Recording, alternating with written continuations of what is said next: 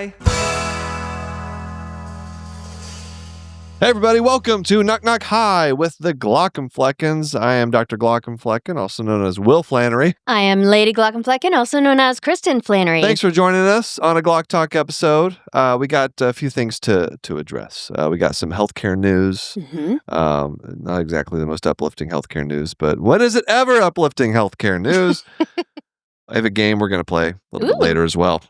All right, I'm excited about that. We haven't played a game in a little while. We haven't. Yeah, we've been trying to brainstorm some fun medical related games for you to play. It's a very specific thing to come up with medical specific games that work as audio only. Yeah. For the people who are only listening. I know. All right. So first, I have to issue a correction.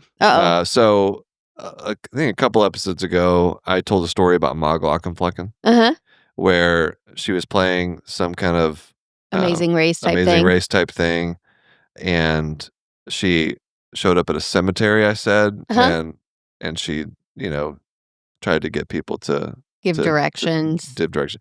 I got the story kind of wrong. So she texted me. She's like, you can't. That's not exactly what happened. So fact check. So yeah, she fact checked me because Ma Glauc listens to all the episodes. Thanks, Mom. So she was playing this game. Honestly, now she told me, I already forgot what it was called. It wasn't like The Amazing Race. No, it was just kind of modeled after that. It was a nationwide thing, but she did have a group of her friends, a group of women who were going around the town in a car, in a vehicle. They had pulled over to accomplish a couple different things, a couple different tasks. But it wasn't at a cemetery. It was like a park. Okay. All right. So it wasn't obvious that this was happening in a graveyard. Right. Okay. I can see why she would want to correct that. And there was a pavilion where this gathering of people that she saw, and the task that they were asked to do was, they weren't trying to get directions. Basically, the task was they had to find 7 women to get together and say, you should have put a ring on it. Oh. Which dates when this happened. When that song was very popular. This was the single ladies era with Beyonce, right? Yeah. And so that was the task. Okay. And so they were at this park. She saw a group of people in a pavilion. And there were balloons in the pavilion. Okay. So you would think like birthday party. Right. Or something. Right. So she thought she felt safe enough to go up, and she didn't introduce herself, but she did. And then this is where the story is accurate. She went up to this group of people and was like, hey, can I get some of you ladies to help me with something real quick? And then one of them turned around and said, ma'am, we're having a memorial service for my aunt. Right now. Okay. And my mom just kind of whoopsie. Okay, one of those, and backed away. So anyway, that is the actual story. So my mom is not so aloof at times that she can't recognize a cemetery whenever she's in one. Right. That was not. You mean obtuse? Whatever the word is. Yeah. Yes. But anyway, we got some comments. Okay. People want more Ma Glauc stories. With stories like that, who wouldn't? Yeah. So we're working that. I already texted her, send me some more stories. Yeah. And so hopefully by next week, we'll have some more for you guys. All right. So anyway, that's this little fact check Ma Glauc story. All right. I have something interesting for you. Actually, you know what? Let's wait till after the break. Oh, okay. First, we'll do this. We'll just do the healthcare news now. Okay, just get it out of the way. Yeah. All right. So I talked recently in a Knock Knock I episode about this new first of its kind legislation law that was passed in Oregon that prevents private equity firms from being majority owners in medical practices. I didn't hear about this. Yeah. That's good news. Just happened recently. I guess we haven't talked about it yet because we've both been traveling separately. But it's a big deal. Yeah. It's not specifically like private equity, but that's basically what it's targeting. Yeah. The bill, it just mandates that there needs to be like clinician ownership, like physician or just basically people who see the patients need to be the majority owners in the medical practices. Awesome. So this is targeting outpatient medicine. Yeah. So it excludes Hospitals. hospitals, which I'm not a big fan of, because one argument would be that, well, then the hospitals could just kind of swoop in and buy up all these practices. But it is a step in the right direction in limiting the number of corporate entities that can come in and just buy up medical practices. Yeah. Because honestly, how much more evidence do we need that private equity is bad for healthcare? We already have studies. Like, it's there. Like, we just need to, protect people now. So anyway, that was a big deal. Yeah. No other state in the country has done this. But the one wrinkle that I didn't realize, and because we tried to pass this in Oregon, and I've done some advocacy, some lobbying work with this. We tried to pass this last year, and it didn't go through for one reason or another. I think they ran out of time, maybe. But so we tried again this year, and one of the reasons that it finally went through was because there were some legislators who were on the opposite side of this who voted down this bill the previous time, whose family members were personally affected by poor care at a private equity owned practice.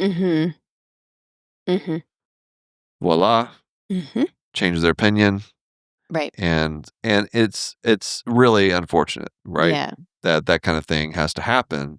That people have to get hurt Right. in order for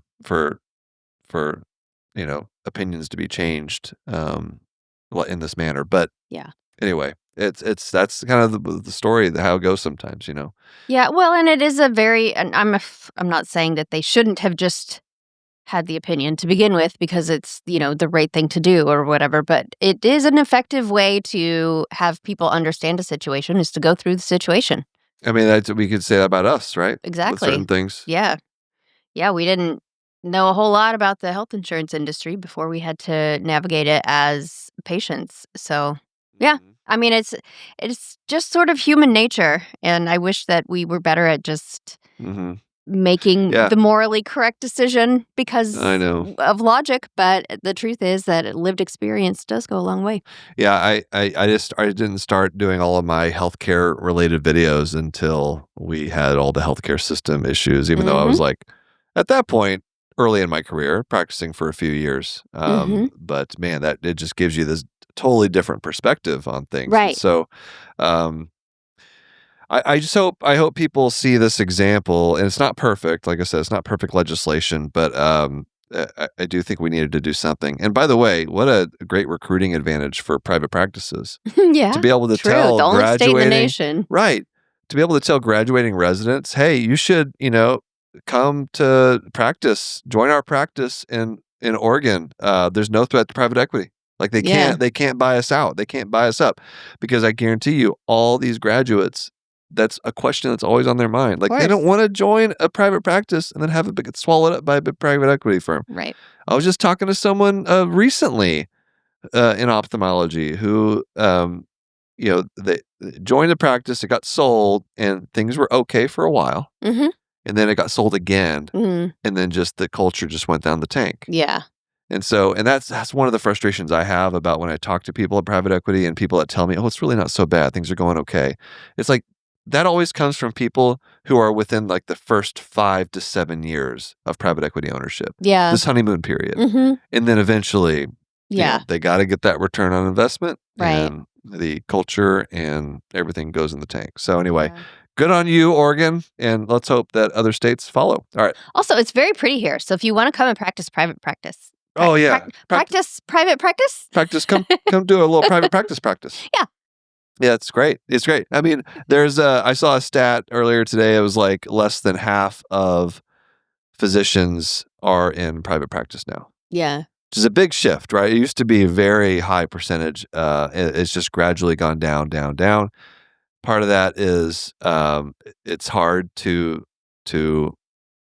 there's power in numbers, and so health insurance companies they can prey on the smaller practices prey on the smaller practices and basically give them worse rates.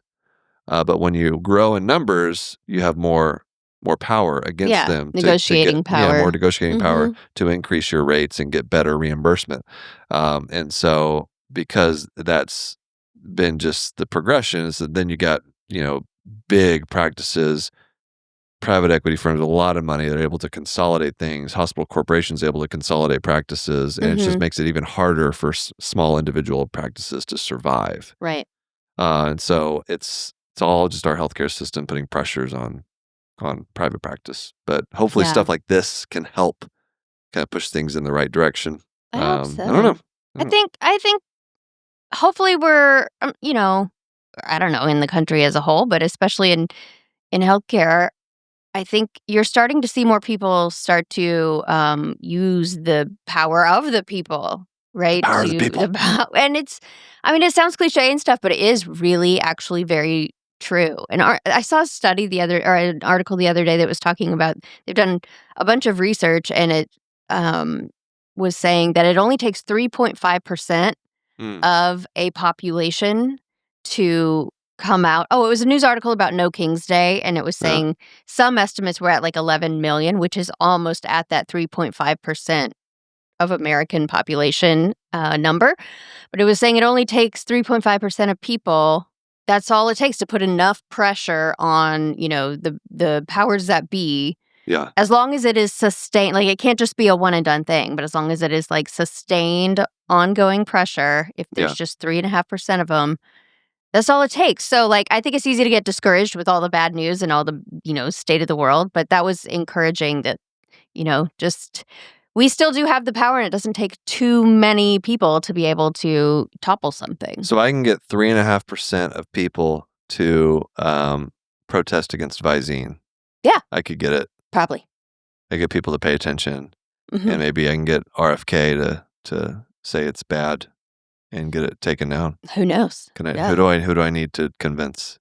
But I need 3.5% of people to convince. Yeah. Okay. How many ophthalmologists are in the country? Not 3.5. Does not make up 3.5% of the population. I can tell you that. Okay. Well, speaking of that, thanks for letting the kids buy me bottles of Visine as a gag gift for Father's Day. Yep. The youngest one came up with that idea, of course. Listen, they are your children. I open up the... You shouldn't be surprised when you get pranks and gag gifts. I open up the gift bag on Father's Day, and all I see is a bottle of Visine. And I open up the next bag, and inside, a bottle of Visine. I think there were a total of 3 different bottles of Visine. Yeah, because then in my gift to you, also a bottle of Visine.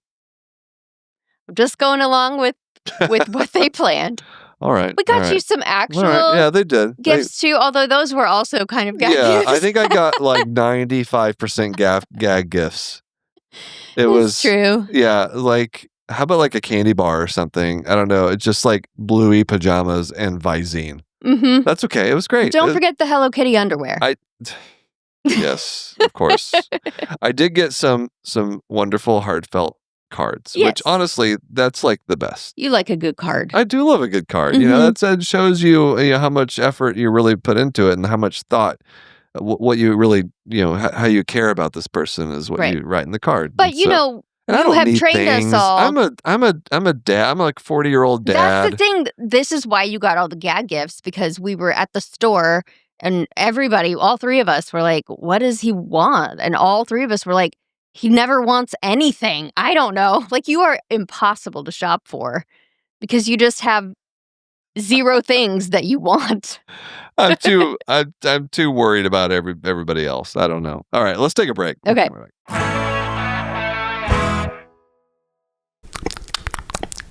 What you doing there, buddy? I'm so glad you asked. Oh. I'm being a Demodex. Oh, are you? Yeah, that's what they sound like. Those little mites? If you put a microphone in front of them, I'm sure they would probably, most likely, maybe sound like that. You think so?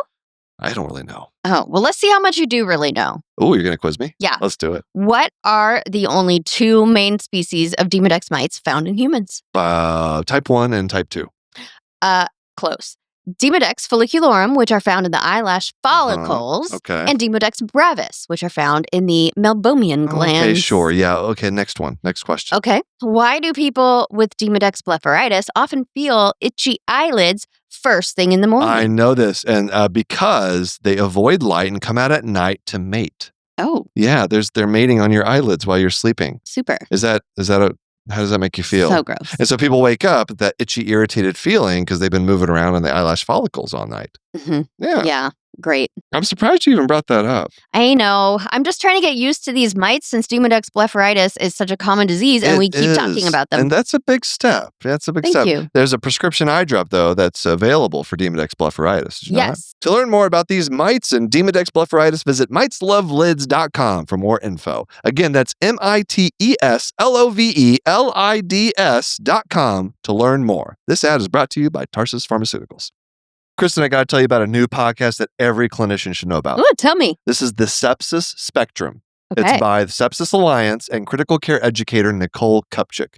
This is really important. Each episode is about confronting blind spots in sepsis and antimicrobial resistance education. A lot of this stuff usually doesn't make it into textbooks or compliance training. That's weird because it's super important. Yeah, everybody needs to know about this stuff. You can listen to the Sepsis Spectrum wherever you get your podcast or watch it on the Sepsis Alliance's YouTube channel. To learn about how you can earn free nursing CE credits just by listening, visit sepsispodcast.org. I will say, I got to mention the gift that our 13-year-old gave me for Father's Day, which I was very excited about this. She gave me a series of coupons, 6 different coupons that I can cash to, quote, make her do something that she doesn't want to do. Well, which means make her do anything at all with the family. Yeah. So it's for family activities, right? Like if we have a movie night, she has to come and join us. Participate. And my rebuttal to that was, okay, but I am your father, so I can make you. At all times. I don't need a coupon to tell you to join us for a family activity. But I did say that these coupons could be good for one thing, and that would be forcing you to do it with a smile on your face. Well, because that was part of it. Was she said it's a two-parter. It's she will do the thing.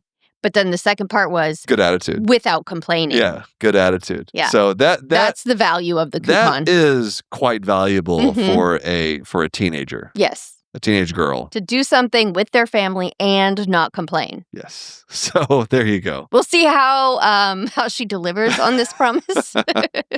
All right. I have a medical thing. I was going to save this for Knock Knock I.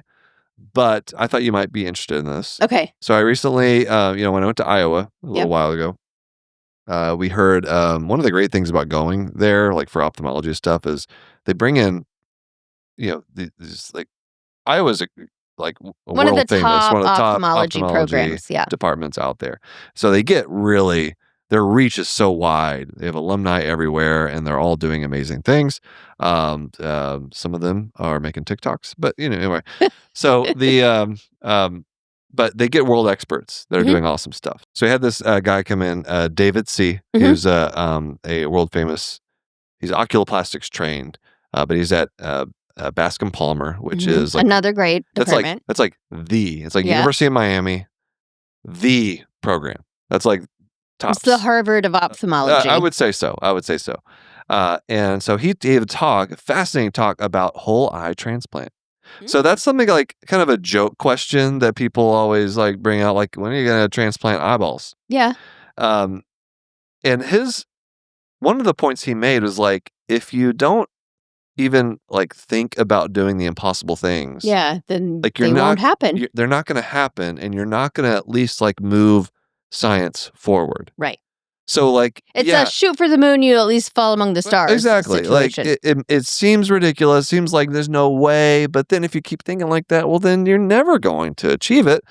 And so he talked about like kind of where the science is about that. He's been doing a lot of so one big thing that he did or was trying to do is just establish that like feasibility of this. Okay. From just like theoretically? Yeah, mostly from like a blood flow, like the physical transplanting of the eye into an orbit, like disconnecting the blood supply from the donor and then reconnecting it to the recipient.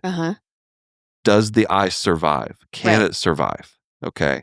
And so what he did was they developed, I didn't go into details about this, but basically eye ECMO.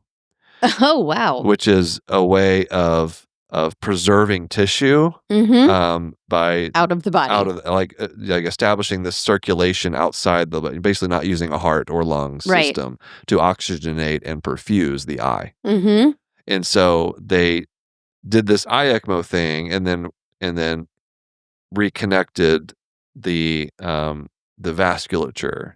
Yeah. Like, using all these like crazy techniques and stuff. And basically we're able to show that there's lots of oxidative stress, which is what you don't want for nervous tissue. Okay. But they were able to figure out a way to reconnect the vessels. All right. Now, they're not at the point, this is just a feasibility thing. Like, can we physically take an eye and insert it into somebody else's head? Right. And they showed that, like, it can be done. Now, they're not at the point where you're reconnecting nerve tissue. Yeah, that's the question, isn't it? That's like the holy grail of it, right? That's what you really have to try to figure out. And she showed some great slides of kind of when you bisect the optic nerve and then you reattach it, you can see the axons just stop. Like the axonal transport. Yeah. Just stops at the cut, doesn't go into the recipient. But the activity's there. So he's able to keep the tissue in the eye alive. Right. The eye was trying to. But it just reached that cut, nothing. Yeah. And then they bathed the optic nerve with, like, right away, as soon as it was cut, they bathed the optic nerve of the recipient and the donor in this, like, gel of, like, nerve factors and things. Basically, some kind of chemical substance designed to prevent the fibrosis from occurring at the cut point. Okay. The whole idea being, okay, let's see if we can, like, keep the scar tissue from forming. Right. Then can the two sides of the optic nerve communicate and form synapses? Right. And weren't quite able to do it, but they showed that along the path of that gel, like the axons were following that gel where it was going. So they just need to figure out a way to, if they can just somehow get the gel in the right place across that interface. Right. Then could the axons follow? Really cool stuff. It's like super science fiction-y stuff, right? Because that's the only thing we can't like they can transplant a face now. Like the one thing things they can't transplant, brain, eye, spine.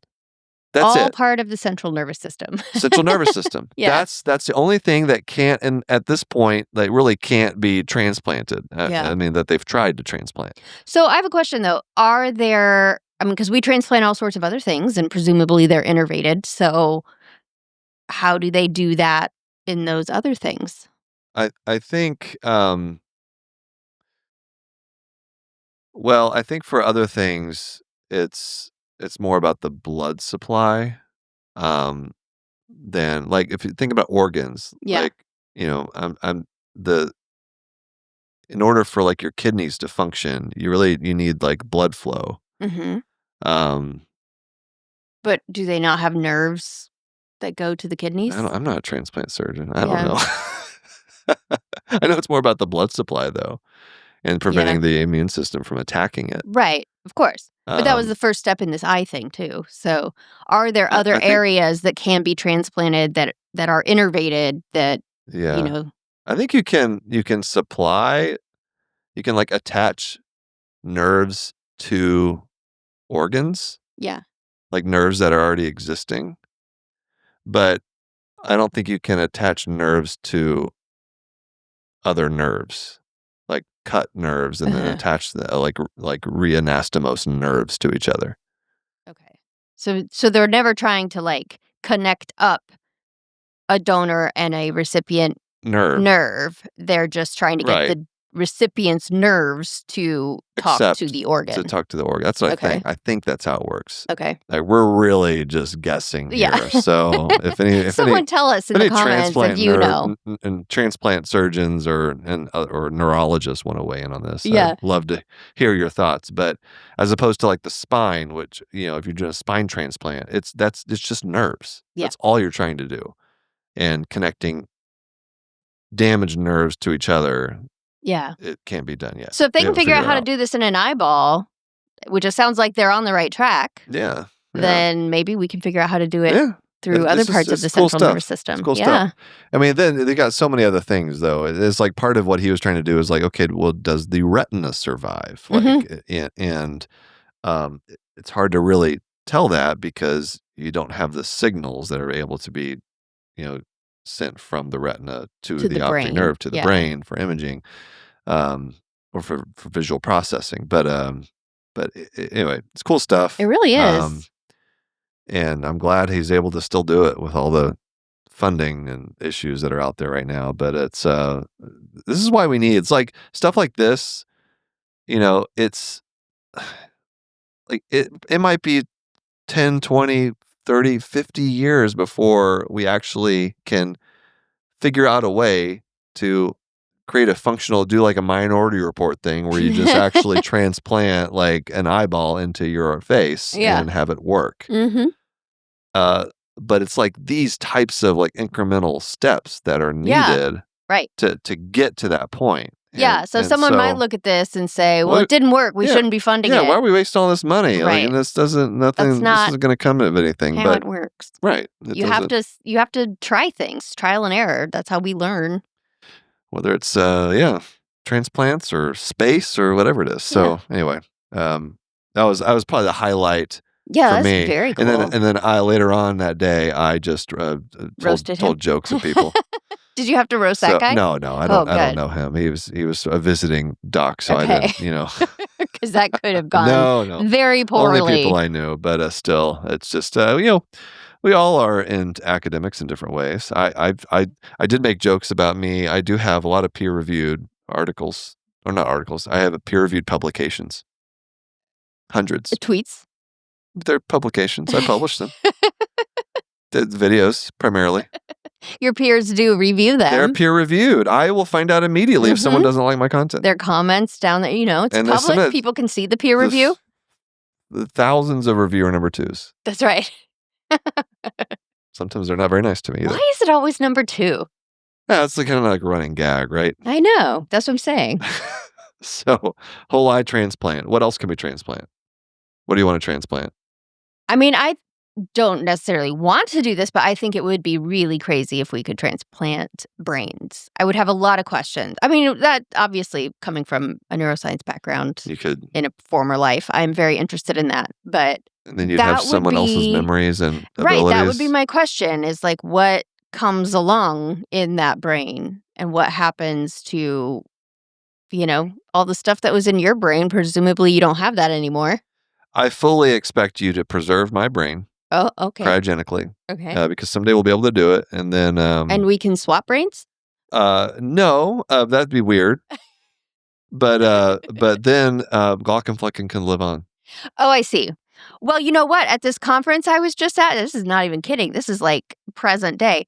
At this conference I was just at, it was, we mentioned it in a previous episode. It's a conference for creators. One of the sponsors, the big presenting sponsor, was this company called Delphi, and they have their product is you can create a digital mind, is what they call it, where someone can, so you could have a Glauc and Flecken digital mind. We train it on every piece of content, writing, videos, everything you've ever put out, all these podcast episodes. Yeah. Train it up on that.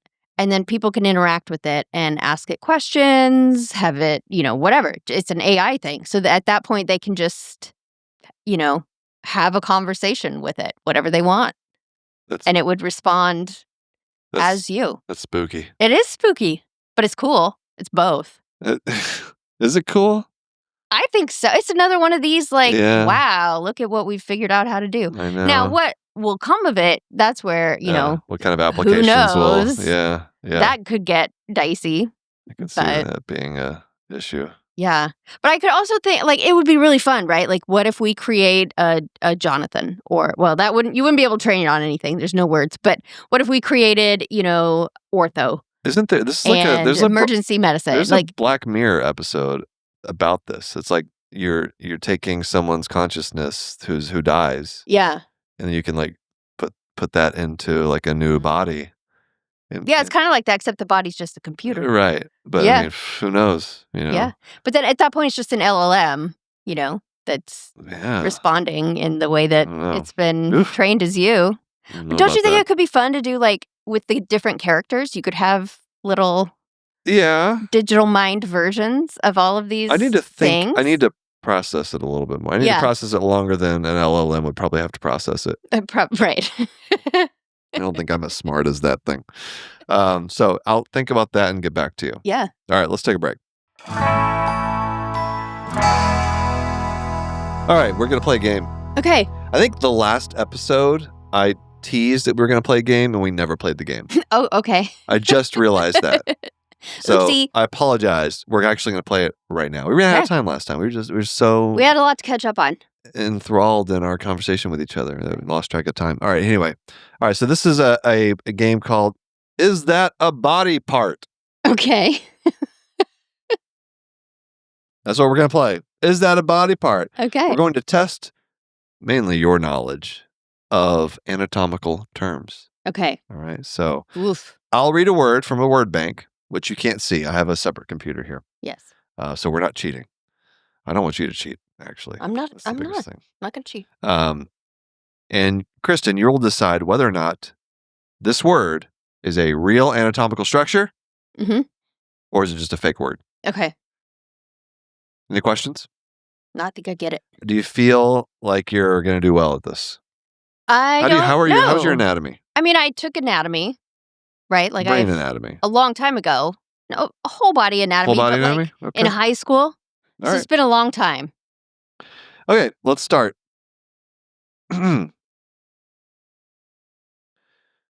Drapinous.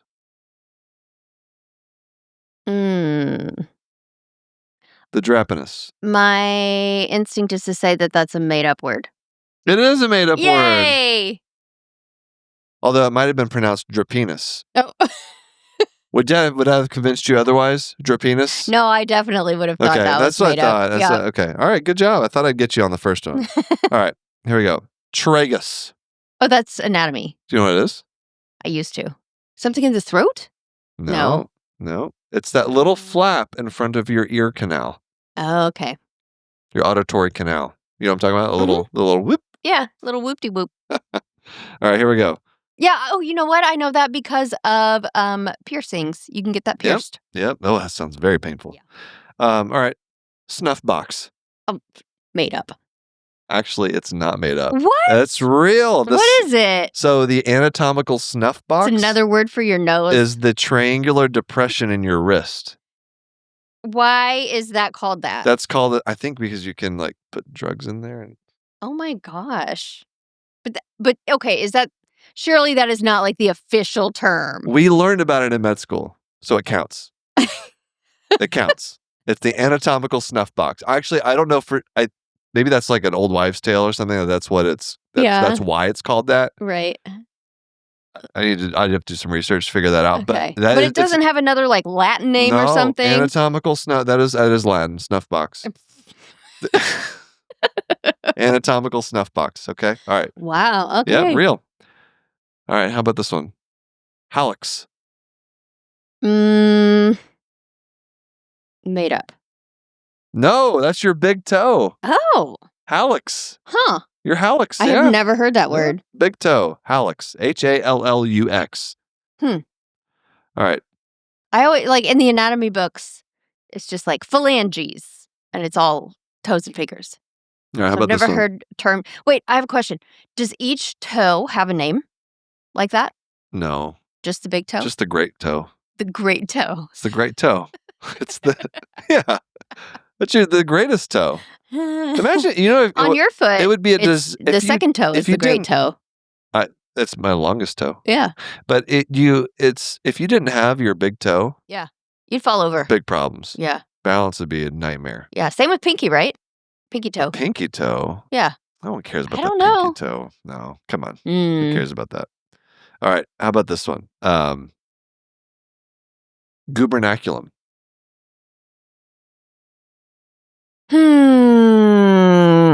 That sounds like gubernatorial, which is like a government word.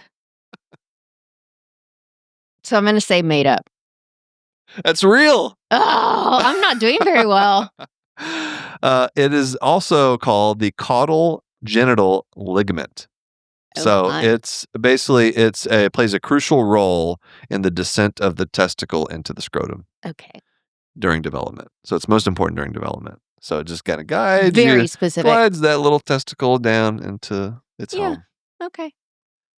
It's a little. By the way, I had someone ask me a question after a talk. Oh yes, I know what you're going to say. This was a first. Yeah, I'd not had this question. The question was? The question asker was a male of probably is young 20s in his early 20s, who asked if I still had a scrotum. Yes, that is.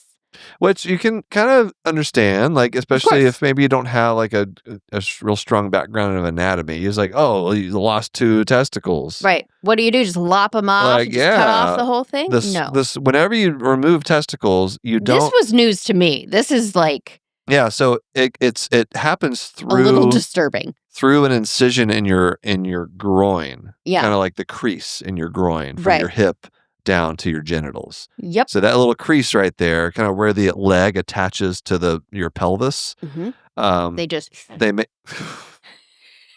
do it. Jesus Christ. There's no slurping involved.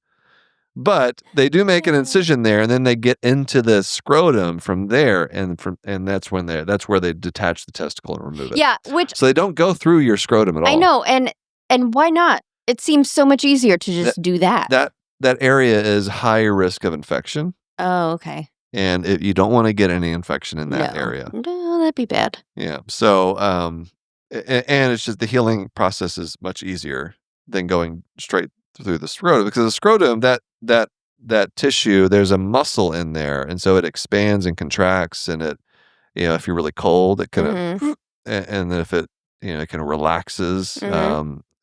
And so because I think that movement, it makes a healing incision can be difficult. I see. And painful.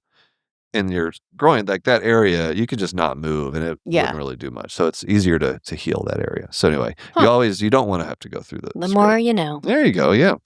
So anyway, that was an interesting question. All right, back to our game. The tendon of Glaucus. That's got to be fake. That's fake. Okay. The tendon of what do you think? What part of the body do you think you'd find the tendon of Glaucus? I don't know. Somewhere near your rectum. Okay. I don't know. You don't really have any tendons in there because you got to have a muscle to have a tendon. Maybe some kind of Is a sphincter not a muscle? It is, but not. It's not a skeletal. Well, I guess you have an external sphincter, so maybe it's associated with a sphincter of some kind. Yeah, the tendon of Glaucus. It's just so. Why is that word so funny? I don't know. All right, how about this one? Florbiculum. Real. Fake. Dang it! That's a good one, though, right? Florbiculum. It sounds real. We had one of our producers help us come up with these. Florbiculum. Okay, how about this one? You should know this one. Philtrum. Real. Yeah. Do you know what the philtrum is? This part right here. Yeah. That little depression, right? And right underneath your nose. I know that because when I was taking some developmental biology something, it's like, if you don't have that, no, this was later. This was in a psychology class. If you don't have that, it's uncanny valley-like, right? Like, that's the thing that makes you kind of look human. I see. I mean, not the only thing, but like it's very critical for if you don't see seeing a face as human. Oh, interesting. Yeah. Okay, I didn't know that. All right, ampulla of Vader. Real. It is real. Good job. That's where the bile and the pancreatic duct kind of meet. They kind of come together. Actually, I don't know if that's correct. I don't know if that's a great explanation of the ampulla of Vader. Let's see. I'm gonna Google it. What do you think it is? It sounds like Darth Vader. Of course. I wonder how it got that name. I'm sure it was like a different language. It was Dr. Vader. So the ampulla of Vader is a small raised area in the duodenum, or the duodenum, depending on what part of the country you're in, where the common bile duct and the main pancreatic duct merge before emptying into the small intestine. Okay, so I guess that is a good explanation. Which parts of the country say it which way? I would think that duodenum sounds like fancy northeast. Yes. Like, proper. Right. Duodenum. That's total southern. Yeah. Yeah, duodenum. You won't hear duodenum down there in Texas all right. So you want to do a couple more? Okay. The pectineus. Real. Yep. That's a muscle in your leg. I thought it would be part of your pecs. No. Down lower. Down low. Okay, let's do it. How about this is good. The squantum ridge. Squantum ridge. That sounds ridiculous, so I'm gonna go real. It's fake. Dang it. I was trying to do a little... It does sound real. I figured real. you'd be doing like reverse psychology. I'm trying to... Overthinking it. I'm trying to trip you up. Yeah. The squantum ridge. I think the squantum ridge would certainly be something in your intestine. Sounds like an intestinal... Like you have these things called haustra in your intestine. Okay. It's like little... like separation, like ridges. So like squantum. I don't know. The word squantum makes me think of like bowel movements. Because it's like squat. Squat, like a squatty potty. Made me think of quantum. Quantum? Is it maybe a brain thing? Maybe. All right. How about one more? Okay. Let's see. Islets of Langerhans. That's real, right? Yeah, that's real. Yeah, good job. Insulin-producing cells in your pancreas. Yeah. You remember those? Yeah, kind of. They found in the beta islands. See, I didn't get that specific. Beta islets. Beta islets. Islets. Beta islets. What happens when an ophthalmologist and a non-doctor try to do anatomy? Awful. Oh, geez. All right. That's it. We'll call it. I think you did pretty well. I think you missed like 3 or 4 of them. It's a rough start there. All right. Thank you all. That's it. That's all we got for Glauc Talk. Let us know what you think of Lady Glaucomflecken's anatomic knowledge or lack thereof. Yeah. Did you get them all? Or did you miss some? You can email us knockknockhi@human-content.com. Kick out with us and our Human Content Podcast family. Come hang out on Instagram and TikTok at Human Content Pods. Thanks to all the listeners leaving reviews and feedback. We love those. If you subscribe and comment on your favorite podcasting app, we can give you a shout out, like today at Maddie Fox 8545 on YouTube says, "Thanks guys, another great show. I always find time to listen to your work.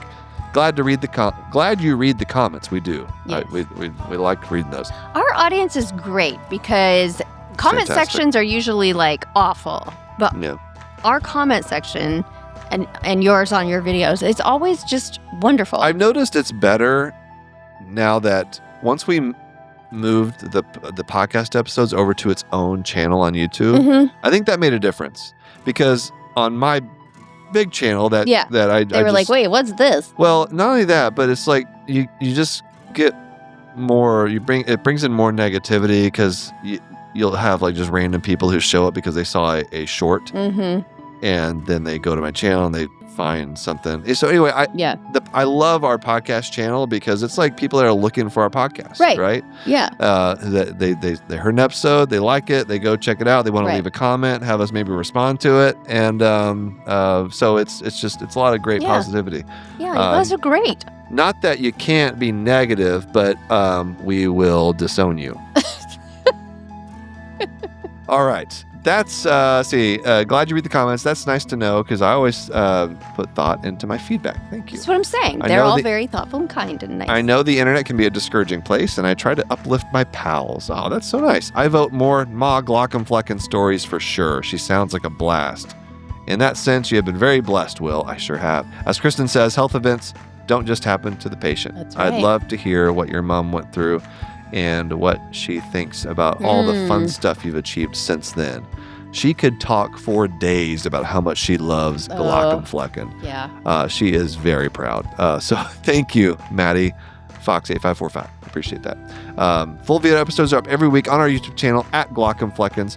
We have a newsletter too. If you want to hear more in-depth thoughts about us, what we have to think about, anything from serious topics to just like silly stuff, silly things. What's on our mind? I like to will write up a story from my life periodically. I love to write, and maybe someday a book. Maybe we could do Ma Glauc and Flecken stories. Yeah, on the newsletter. Anyway, that comes out. How many newsletters do we do per month? We do a weekly one where it's just like a roundup of everything that we've put out. So if you don't want to have to go to all the different places or wonder if you missed something, the weekly newsletter is great for that. And then we do a once a month deep dive into some kind of healthcare topic. So you can sign up for that on our website. glaucandflecken.com/newsletter. There you go.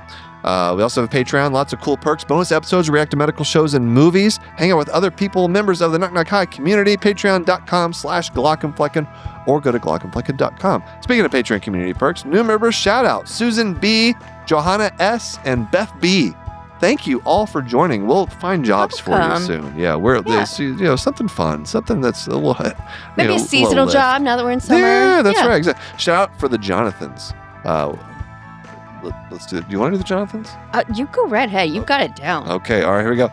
Patrick, Lucia C, Edward K, Marion W, Mr. Granddaddy, Caitlin C, Brianna L, MP Cole, Mary H, Keith G, Parker, Mohammed L, David H, Kaylee A, Gabe, Gary M, Eric B, Marlene Scott, Scott M, Marlene S, Scott M, Kelsey M, Dr. Hoover, Sean M, Hawkeye MD, Bubbly Salt, and Shawnee D. Feel free to join us. Become a Jonathan, especially if your last name starts with an M. Yes, apparently a lot of you like that. Patreon roulette. Random shout out to someone on the emergency medicine tier. Shout out to Sally for being a patron. Thanks, Sally. And thank you all for listening. We're your hosts, Will and Kristin Flannery, also known as the Glauc and Fleckens. Executive producers are Will Flannery, Kristin Flannery, Aaron Cordy, Rob Goldman, and Shanti Brick. Editor and engineer Jason Portiz. Our music is by Omer Benzvi. To learn about Knock Knock High's program disclaimer and ethics policy, submission, verification, and licensing terms, and those HIPAA release terms, go to glaucandflecken.com or reach out to us, knockknockhigh@human-content.com with any questions, concerns, or medical puns. Knock Knock High is a human content production.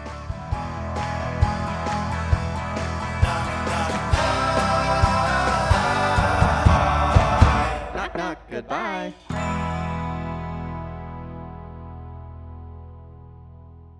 Thanks for watching the episode. You can find more on that playlist over there. If you prefer to listen or you just had your eyes dilated, you can binge full episodes wherever you get your podcasts. Or join the party over on Patreon, where you get early access episodes, hang out with us, get lots of exclusive bonus content. Hope you subscribe, leave a comment below. Let us know what you think.